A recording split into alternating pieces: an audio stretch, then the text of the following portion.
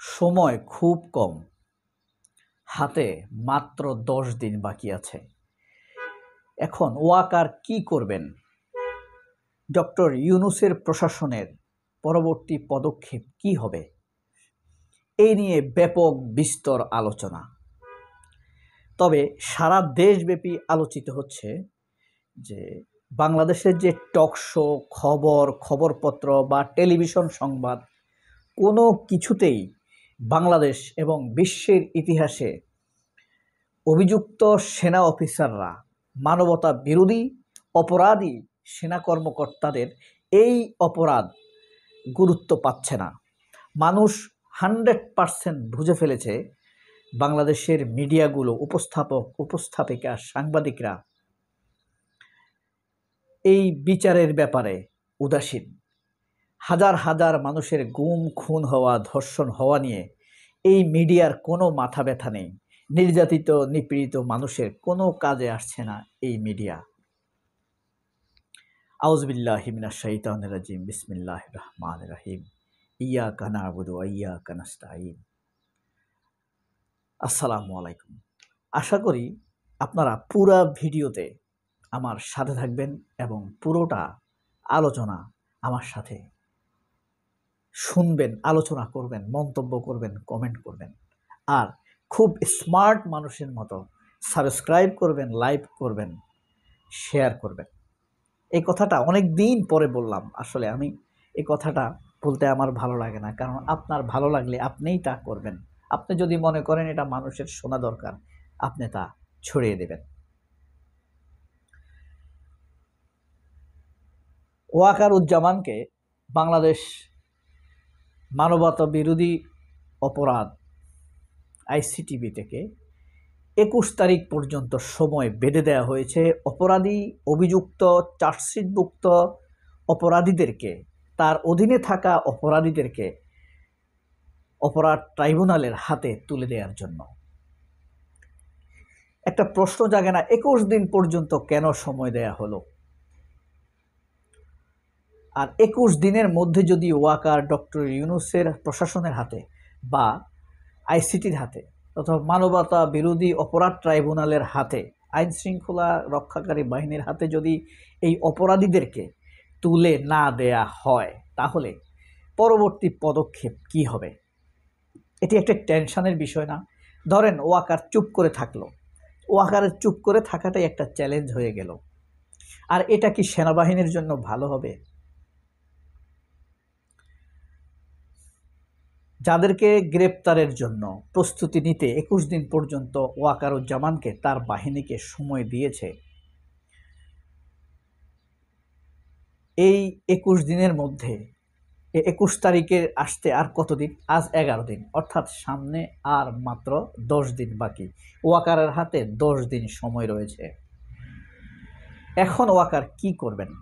তিনি কি এর মধ্যেই তাদেরকে সরকারের হাতে তুলে দেওয়ার প্রস্তুতি নেবেন? এটিই তার প্রধান দায়িত্ব ও কর্তব্য। নাকি ছল ছাতুরির আশ্রয় নিয়ে তিনি তাদেরকে পালিয়ে যেতে সহযোগিতা করবেন? নাকি তিনি সেনা অভ্যুত্থান করবেন? কত রটনা, ঘটনা, কত চিন্তা মানুষের মনে ঘুরে বেড়াচ্ছে। আপনার মনে কি এসব চিন্তা ঘুরে বেড়ায় না? অবশ্যই ঘুরে বেড়ায়। আমরা সবাই মনে করছি ওয়াকারুজ্জামান এই সেনাবাহিনীকে পরিশুদ্ধ করার স্বার্থে সকল অপরাধী সহযোগীকে ডক্টর ইউনূসের প্রশাসনের হাতে তুলে দিবেন, বিচারের মুখোমুখি করবেন।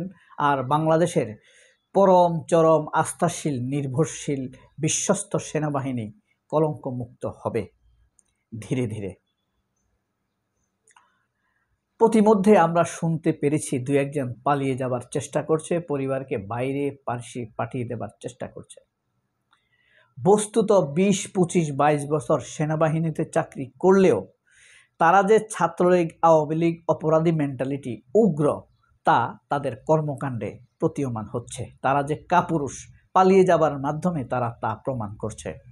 কারণ এর আগে আরও কয়েকজন অফিসার, ডিজিএফআই কর্মকর্তা পালিয়ে গিয়েছে। বাংলাদেশের সেনাবাহিনীর মতো একটি সেনাবাহিনী এভাবে পালিয়ে যাবে কাপুরুষের মতো, তা মানুষ বিশ্বাস করতে চায় না। আমরা অতীতে দেখেছি সিরিয়ার সেনাবাহিনী পক্ষত্যাগ করছে, পালিয়ে যাচ্ছে, এদিকে যাচ্ছে, সেদিকে যাচ্ছে। বাংলাদেশের সেনাবাহিনীও ঠিক একটি যুদ্ধকালীন পরিস্থিতি পার হবার মতো একটি কঠিন পরিস্থিতিতে দাঁড়িয়েছে। এই অবস্থায় যদি কর্তৃপক্ষ সঠিক সিদ্ধান্ত না নেয়, তাহলে এই বাহিনী কোনোদিন মানুষের বিশ্বস্ত বাহিনীতে পরিণত হবে না। আর যেই বাহিনী মানুষের বিশ্বস্ত নয়, 20 কোটি মানুষের ঘাড়ের উপরে বসে এরা বেতন নিবে, গাড়ি হাঁকাবে, তাদের স্ত্রীরা পারফিউম মেখে কৃষক, কামার, কুমার, রিক্সা ড্রাইভারের সামনে দিয়ে গাড়ি হাঁকিয়ে ঘুরে বেড়াবে, এটি সাধারণ মানুষ মেনে নেবে না। একটা সময় আসবে মানুষ তাদের বেতন দিতে চাইবে না, কর্তৃপক্ষের উপরে সেই প্রভাব পড়বে। কিন্তু আমাদের তো একটি সেনাবাহিনী দরকার, একটি সন্ত্রাসী বাহিনী নয়, একটি গুম খুনকারী বাহিনী নয়। আমাদের এমন একটা সেনাবাহিনীর দরকার যারা ন্যায় বিচার প্রতিষ্ঠায় সহযোগী। আর ওয়াকার যদি এদেরকে ন্যায় বিচারের সহযোগিতা সরকারকে না করে, তাহলে সমগ্র বাহিনী প্রশ্নের সম্মুখীন হয়ে যেতে পারে। সমগ্র বাহিনী জনতার মুখোমুখি দাঁড়িয়ে গেছে এটা ভেবে মানুষ ধরে নিবে এরা আমাদের বাহিনী নয়। এই সমগ্র বাহিনী অপরাধী হিসেবে সাব্যস্ত হয়ে যাবে মাত্র 40, 50, 100, 150 মানুষের জন্য। মাত্র 40, 50, 100, 150 বাহিনীর জন্য 2, 2.5, 3 লাখ মানুষ প্রশ্নের সম্মুখীন হবে। 5 লাখ মানুষ, এদের মধ্যে তো অনেক সিভিলিয়ান কর্মকর্তা আছে, তারা সবাই প্রশ্নের সম্মুখীন হবে। মনে রাখতে হবে, এই মানবতা বিরোধী অপরাধের ফিরিস্তি জাতিসংঘে রয়েছে, আমেরিকার কাছে রয়েছে। এই সকল সেনা অফিসারদেরকে আমেরিকা, ইউরোপ, আফ্রিকা কেউই ভিসা দিবে না।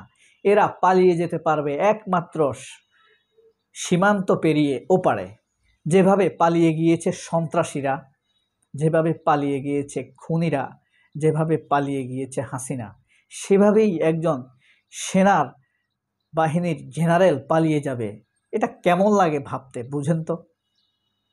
হামিদরা পালিয়ে গিয়ে এখন ভারতে আশ্রয় নিয়েছে। তারা এখন অপরাধীদের কাতারে। মনে মনে হয়তো ভাবছে হাসিনা ফিরলে তাদেরকে হিরো হিসেবে সাব্যস্ত করবে। কিন্তু সেদিন কবে? ততদিন কি তারা বেঁচে থাকবে? আর ততদিন পরে হলেও হাসিনা কি আর ফিরে আসতে পারবে? এই অপরাধীদের আশ্রয় প্রশ্রয় দিয়ে ভারত কি আসলে বন্ধু হিসেবে নিজেদেরকে আমাদের কাছে জাহির করতে পেরেছে? পারেনি। এখন কথা হলো, ডক্টর ইউনূসের পরবর্তী পদক্ষেপ কি হবে যদি ওয়াকার অবাধ্য থাকে? ইউনূসের কোনো পদক্ষেপ নিতে হবে না, বাংলাদেশের কোনো পদক্ষেপ নেওয়ার প্রয়োজন নেই। জাতিসংঘে তাদের উপরে কঠিন ওয়াচিং করছে, কঠিনভাবে চোখ রাখছে। এই সেনাবাহিনীর গতিবিধি কি হয়? আল্লাহ না করুক যদি আমেরিকা এই সেনাবাহিনীকে একটি স্যাংশন দিয়ে দেয়, তাহলে জাতিসংঘে গিয়ে পয়সা কামানো কোথায় যাবে? এই সেনাবাহিনীর অবস্থা কি হবে? এদের ইমেজই বা কোথায় দাঁড়াবে? ভারত তো এটাই চায়। তারপরও কি ভারতের ইশারায় ওয়াকার ছলছাতুরির আশ্রয় নেবে? কি করবে ওয়াকার? সময় কিন্তু খুব কম, হাতে 10 দিন। সবাই অনেক ভালো থাকবেন। ভাবুন তো ওয়াকারের ভূমিকা কি হওয়া উচিত? যদিও আমাদের ভাবনা নিয়ে ওয়াকার কিচ্ছু যায় আসে না, আবার ওয়াকারের পতন নিয়েও আমাদের কিচ্ছু যাবে আসবে না, কারণ ওয়াকার আমাদের সেনাপ্রধান এটা এখনও প্রমাণ করতে পারেনি। সবাই অনেক ভালো থাকবেন। আল্লাহ হাফেজ। আসসালামু আলাইকুম।